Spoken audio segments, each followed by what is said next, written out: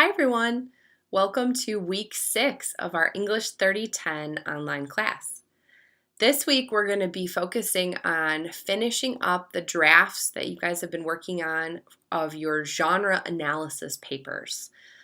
I want to talk a little bit about that assignment and maybe touch on a few sticky points that have come up in some of my conversations over the past week and emails with some of you.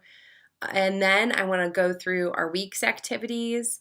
I want to talk through the assignments that you're going to be working on for homework this week. And then we'll kind of draw everything to a close at the end of this video. So first of all, let me just talk about a couple of things that were just common questions across the board. I'm going to say them in this video so that you guys will all hear them at least once from me. Thing number one. You are looking at a total of 2 papers for this genre analysis. One paper from the list that I gave you from the Writing Studies discourse community, and one paper from your chosen discourse community, whether that's education, at the secondary level, pharmacy, if you're talking about small businesses, if you're talking about graphic design, whatever your discourse community is, you're going to pick one peer-reviewed journal article from that, and then you pick one from the list that I gave you. So that's the Reif and Boarshi article, the Cooper article, etc. So it's a total of 2 articles. Now here's a key thing to think about. I keep talking about this genre analysis as a compare and contrast article that you guys are writing. And what I mean by that is you are looking at 2 examples of the same genre, okay? Genre just means a type or sort of writing.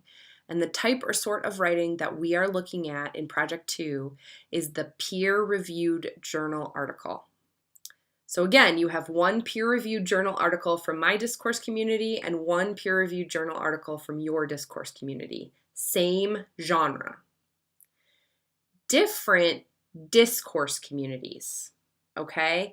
And this is where the compare and contrast comes in. Since it's the same genre of writing, the peer-reviewed journal article, there's going to be some similarities because it's the same genre, it's the same type of writing. Because they're different discourse communities, there will be differences. Does that make sense? So because my discourse community focuses on writing studies, the things that we use for evidence, such as examples of student writing or looking at different theoretical frames, are going to be different than a peer-reviewed journal article in, say, the OBGYN sub-discourse community of medical discourse community. Does that make sense? So there's going to be similarities because it's the same genre. There's going to be differences because they're different discourse communities. And that's what I'm really interested in. I want you guys to be able to find the genre conventions that are the same because they're both peer-reviewed journal articles. I want you to find any genre conventions or aspects of these 2 examples of this genre that might be slightly different from each other. So just because it's the same genre, we don't think everything's going to be exactly the same because it's not called clone, it's called genre. So it's a type of writing. It's not the exact same, it's not a clone of that exact same writing. Okay? Those of you in genetics, you know what I'm talking about. Okay? Or if you're a Star Wars fan. So comparing and contrasting the aspects of the same genre that might be different because they're in different discourse communities. Again, if any of that sounds totally foreign to you or you're like, what? Please feel free to shoot me an email, set up a Skype appointment. I'm going to be available for Skype tomorrow, which is Wednesday, Thursday, and I'll be on campus on Friday. I have a ton of meetings on Friday, but I am available. So if anyone wants to stop by my office, then we can totally chat about this stuff on Friday also. Okay? All right. So let's get into our week's activities. I'm going to switch us over to the Canvas view and we'll talk through what you got to do. Okay. Week 6. This week we're working on drafting, peer reviewing, revising, and polishing drafts of Project 2. Your weekly assignments are pretty efficient. They're pretty cut and dry this week. Watch the week 6 video, which you're already doing. High five. Read the following. Just read your classmates' drafts, man. Just get in there and do some really good peer review. Write comments on each other's drafts. Make revisions to your own draft, okay? Just because it feels complete doesn't mean that it can't be changed. Doesn't mean that it can't be made better.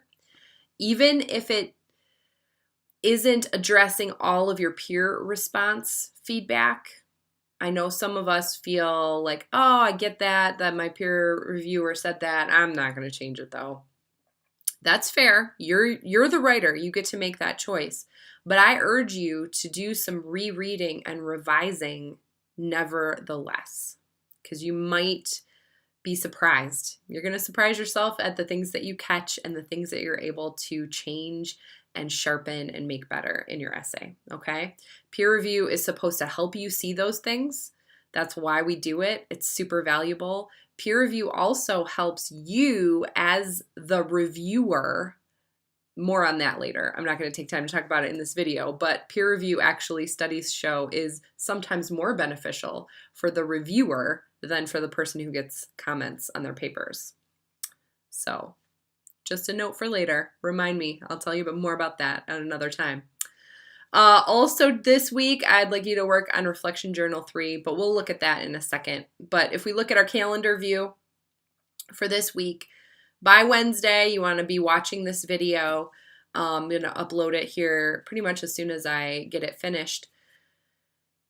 Definitely need to be in the drafting process, if not finished drafting your rough draft, a shitty first draft, if you will, of Project 2, so that you can post it to the discussion thread as your Project Builder 7, your peer review. You know, that's a soft deadline. I want you to get it up there by Friday, no later than Saturday morning, y'all, because I want everyone to be able to get feedback and give feedback on this.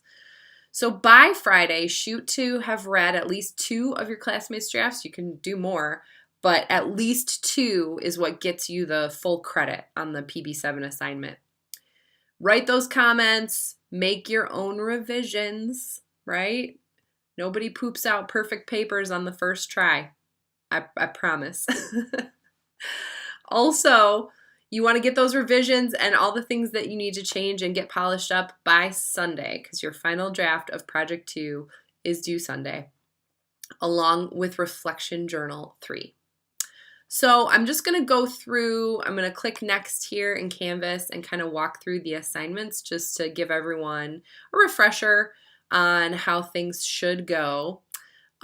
This graded discussion for your peer review is worth 10 points. You get the full credit once again for posting your completed draft and giving feedback to 2 classmates that follows all orders of concern. Higher order concerns, this is things like the thesis statement, the main claim or argument of the essay, how well the essay addresses the assignment requirements, how does it conform to the genre conventions of an analysis essay. Also want you guys to hit on middle order concerns for each other. So this is paragraph level concerns, transitions, details, evidence within a paragraph, citation, integration into the paragraph. Always lead in to any quotes that you use, always lead out from those quotes. Organization and flow kind of falls under this. Lower order concerns, last but not least, these are issues of grammar, spelling, punctuation, and the citations themselves, of course. Now, for this essay, side note, you'll have at least 2 citations, one from the peer-reviewed journal article from my discourse community and one from the peer-reviewed journal article from your discourse community. Okay, so everybody's going to have a works cited or references list for this paper. All right, happy reading and commenting. Couple other things. Your Project 2 final draft is going to be uploaded to Canvas again no later than midnight on Sunday. But one other thing is this Reflection Journal 3. So you'll notice that usually right around the end of a project, I'm going to assign these reflection journals, sometimes in the middle of a project. But here, there are some key prompts that I'd like you to address, describing how you selected texts, how you made choices in your revision process, challenges, things you feel great about, just a general sort of evaluation, reflection on how you feel like the project went. But also, please take note that there is embedded into this reflection journal a portfolio moment.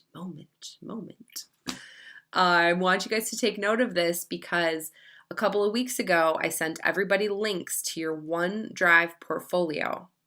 This digital portfolio is part of your final assignment for the semester, and the purpose is for you to be adding pieces to it throughout the semester as we go to help you create a collection of pieces at the end that demonstrate your learning and your growth in the class. So once you've written out your prompts up here for this evaluation reflection, take a moment and as you reflect on your learning, what artifact from Project 2? Is it one of your project builders? Is it your final draft? Is it the combination of your rough draft, your peer review feedback, and your final draft to show what changed in between? Upload those documents to your portfolio OneDrive. Then they're in there and you're one step closer to finalizing that last project in the class. So make sure that you take a moment to do that. I just want to point out that you can do this at any time during the semester. If you are writing or working on something, maybe it's going really well or something clicks and you're like, oh, discourse communities or whatever, plop that sucker into your OneDrive portfolio. Seize that moment. Carpe momentum, right? Seize that and put it in your portfolio just on your own. Whenever it pops up, whenever you're having a moment, maybe it's even a moment of real struggle where you're like, this assignment is really tough. Plop that in your portfolio too.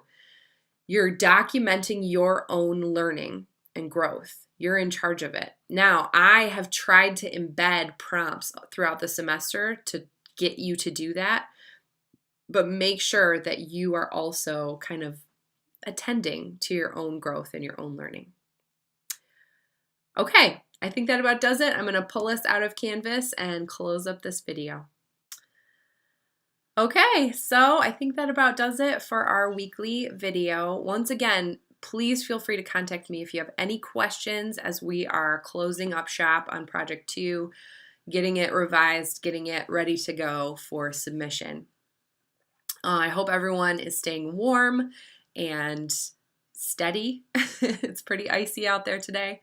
And once again, feel free to also talk to Rayanne on GroupMe or take advantage of her office hours. We both are holding office hours this semester, which is something that we've never done before to this degree. Rayanne is extremely available to you guys. So use her as a resource. She's been here. She's taken this course. She's been a peer mentor for this course. So use her expertise. Also, use my expertise. I'm here for you guys, and I'm really excited to see us all move forward. We're going to get into some more complexity as we move forward toward Project 3 and 4.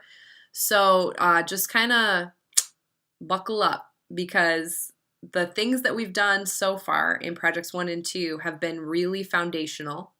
They're giving us building blocks, and we're just going to jump off of them into projects 3 and 4. So get excited, get hype, because the semester is going to really pick up as we get into the meat of our research process and research writing for our discourse communities.